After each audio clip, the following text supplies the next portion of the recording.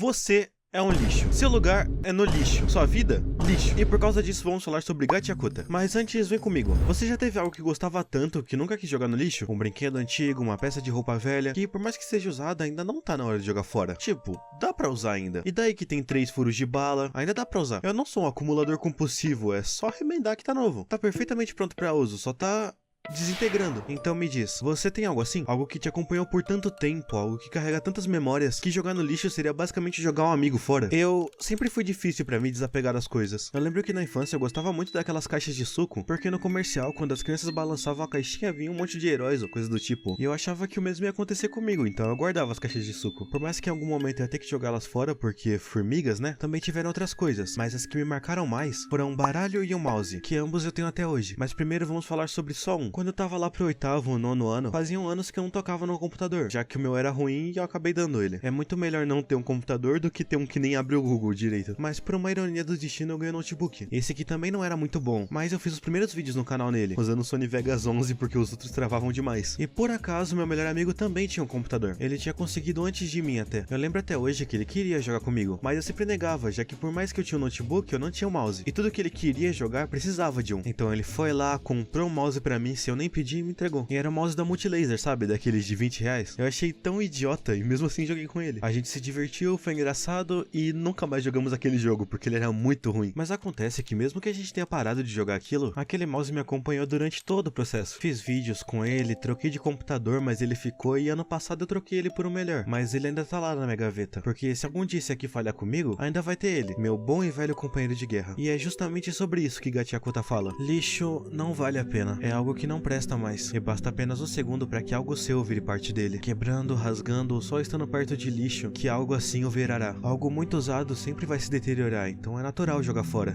né? Pegar algo novo que vale mais é melhor. Mas e como o lixo se sente? Não tô falando pra você pensar como aquela lata de coca se sente depois de você jogar lá no lixo. Mas digamos, eu imagino que todo mundo tem algo velho. Mesmo que esteja na hora de jogar fora, ainda funciona. Mesmo que esteja feio, ainda é valioso. Mesmo que não funcione mais, ainda é meu e me ajudou. Então por que o natural seria jogar no lixo? Dizem que as coisas que usamos com cuidado podem hospedar uma alma. Então, se isso realmente acontece, o que habita no nosso lixo? Rudo é um garoto que cata lixo frequentemente. Para ele é um desperdício essas pessoas ficam jogando fora coisas que claramente só precisam de um reparo. Ele carrega esse par de luvas gastas para todo lado. O Rudo nunca foi bom em desapegar das coisas, assim como os boatos nunca desapegaram dele. Boatos sobre o seu pai ter matado alguém e feito ele precisar dessas luvas. Luvas essas que tampam as feridas e amenizam a dor delas. Porém ainda tem alguém que acredita nele. E é só isso que ele precisava. Todos os lixos nessa cidade são jogados no abismo. Comidas, objetos, criminosos, todos têm o mesmo final. Então ele entrega o coelhinho que achou pra ela. Ela realmente gostou e disse que a cuida bem. Então indo pra casa pra contar pro seu pai adotivo sobre o que aconteceu, ele acaba esbarrando em um homem mascarado, que não fala nada e só vai embora. Então Rudo abre a porta e vê seu pai adotivo morto no chão. Logo após ele é imobilizado e capturado. Sim, ele levou a culpa pelo assassinato. Preso, ele é condenado à pena de morte na frente de uma plateia. Nela, ele vê a garota que ele gostava se arrependendo de ter acreditado nele. Junto disso, ele vê o homem que matou seu pai. E então, nos seus últimos momentos, ele jura matar cada um ali. Ele foi jogado no abismo pra ter o mesmo destino que o lixo, porém esse não é o fim. E agora ele se vê no novo mundo coberto por lixo. Monstros o seguem e por pouco ele é salvo. Ele ganha uma máscara de gás para poder respirar direito, e o homem que o salvou destrói as criaturas gigantes como se não fosse nada. Assim ele se revela Enjin, um limpador, e como o Rudo não parece entender muito bem a situação dele, o Enjin decide mostrar em que tipo de mundo estamos agora. Então ele o joga na frente de um acampamento. Como o jovem é do paraíso, todos parecem impressionados. Todos ficam felizes com a presença dele, e quando menos se percebe, ele tá acorrentado dentro de um caminhão. A verdade é que o povo dele pode ser vendido por um preço muito alto, já que todo mundo odeia os paradisíacos. Olha o que o lixo deles fazem, quantas pessoas já morreram por isso. Eles dão comida podre pra ele e assim o Rudo se liberta das correntes. Essas que ao tocar se tornam armas mortais. Eles tentam desarmar o garoto, mas é diferente. Ele segura o pneu e ele também vira uma arma. Então quando o Rudo vai matar o último, ele é impedido pelo Enjin, que pede pro rapaz se juntar aos limpadores. E assim começa a nova fase do menino Rudo. E isso foram só 3 capítulos. Vocês têm noção que naturalmente eu falo a história inteira em um vídeo? Ler isso tudo me trouxe um sentimento que eu já não tinha há muito tempo. Fazia tempo que eu não li um mangá assim, que me fez não querer parar de ler. Nunca dá pra saber o que vai acontecer de verdade. Esse homem aqui, esse grupo inteiro é imprevisível. Tem uma vez que a vilã é derrotada e todo mundo já tá calmo com ela. A gente viu o passado triste e tudo mais, e o Rudo simplesmente começa a descer a mão na coitada. Cara, ela tá sem defesa, ela tá no chão. Quem é o real vilão aqui? Mas aí depois ele pede desculpa, entendendo que tava errado, e mesmo depois de ser perdoado, ele continua se culpando, já que uma das únicas coisas que ensinaram a ele era não deixar a raiva tomar conta. E lá tava ele, perdendo o controle de novo, descarregando a raiva nas pessoas. E mudando de assunto, o sistema de poder aqui é tão bom a ponto de ser imprevisível. Claro, tem sistema sistema de poderes muito mais detalhados e gigantescos, mas esse aqui só passa uma sensação muito real e ao mesmo tempo imprevisível. É tão identificável, já que todo mundo tem algo querido que guarda 7 chaves, mas não chega a ser óbvio. Não é só mim gostar computador, mim virar técnico TI. Por exemplo, temos a Amo. Ela tem um par de botas incríveis, e o que ela faz? Corre, voa, some num canto e aparece no outro pra parecer velocidade? Não, a bota dela emite um cheiro específico que faz com que as pessoas tenham ilusões, se baseando nas próprias memórias afetivas, assim fazendo com que seus inimigos a protejam, porque quando ela era mais nova, todo mundo que tinha alguma memória afetiva com ela não gostava dela de verdade, então as pessoas que não gostam dela e não protegem por conta própria vão ser iludidas a gostar dela, nem que seja força, já que durante toda a sua vida o amor foi assim pra ela, forçado e doloroso. Os poderes vão muito além de A mais B é igual a C, assim como o poder do Urudo não se baseia apenas em criar armas. Tem algumas vírgulas que eu preciso contar antes de chegar nesse ponto, então vem comigo. Todo mundo tava comemorando a entrada do Urudo pros limpadores,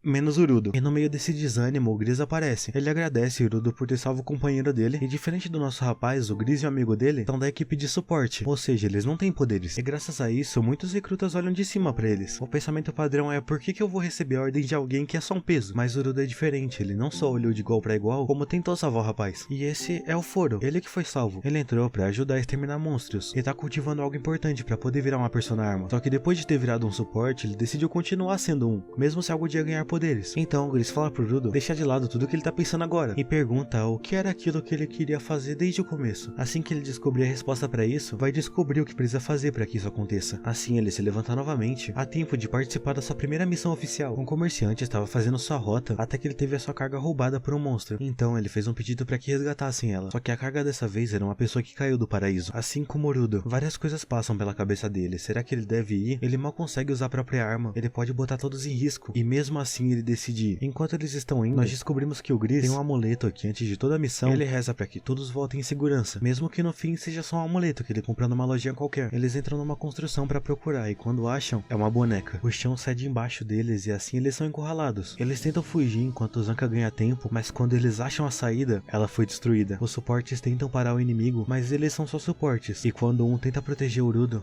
ele morre, empalado de forma cruel. A proteção do amuleto não funcionou. O Urudo fica em choque e lembra do seu passado. Quando criança, ele batia a cabeça na parede. Ele sentia que não tinha valor algum, já que foi abandonado. Esse sentimento de impotência começou a tomar conta dele. Então eles tentaram achar algo que o interessasse no meio de tantas coisas. A única coisa que fez ele se mover por conta própria é quando ele vê algo sendo jogado fora, sendo que tava só um pouco quebrado, era só arrumar que tava novo. Ainda não era a hora daquilo ter seu fim no lixo, assim como não era o fim do amuleto do seu amigo. A habilidade do Urudo não é criar armas, mas sim aprimorar ao máximo o valor do que ele toca. E assim a luta começa. O Jabbar tenta atacar ele, mas simplesmente não consegue. Esse amuleto, que agora tem alma, tem uma função: fazer com que nenhum companheiro se machuque. E assim, soco por soco, o Jabbar é derrotado. Cara, isso foram só 20 capítulos. Quer dizer, eu tirei umas coisas do capítulo 30 ali, mas o principal foi apenas até o capítulo 20. Gachiakuta foi simplesmente um dos melhores mangás que eu li em tempos. Tinha chegado o momento onde era 4 da manhã e eu tinha que acordar cedo, mas eu queria saber o que ia acontecer a seguir. Quase todo o capítulo tem um final que te deixa ansioso pro próximo. Até mesmo nas pausas após um arco tenso, nós temos informação útil que é dada de maneira singela. Cada personagem tem sua função, seu carisma, seu jeito de agir.